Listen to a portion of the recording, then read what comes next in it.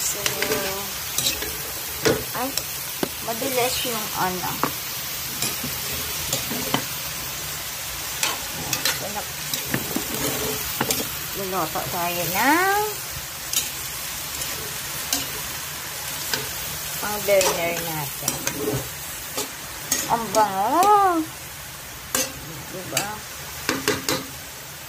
Okay na to. Hindi pa. Joke lang.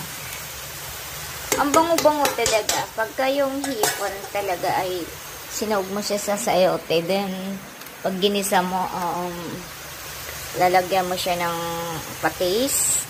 Napaka-aroma ng amoy niya. Yan ako nagluto kasi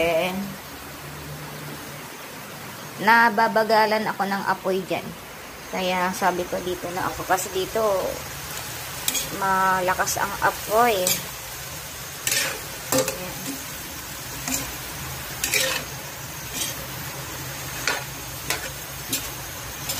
Yum yum yan. Dito.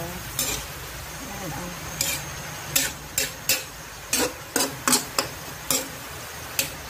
yan. Pagka medyo nag-ano na siya, medyo naluto na ng bagya, lalagyan na natin siya ng sabaw. Yan. Ang bango, grabe. Pinalmiris ko muna yung ulo niyan kasi nga pinaano ko yung utak ng hipon. Ginamit ko siya pang palasa dyan. Ayan. Para natural yung ano, hindi na ako gagamit ng shrimp na ano, artificial ano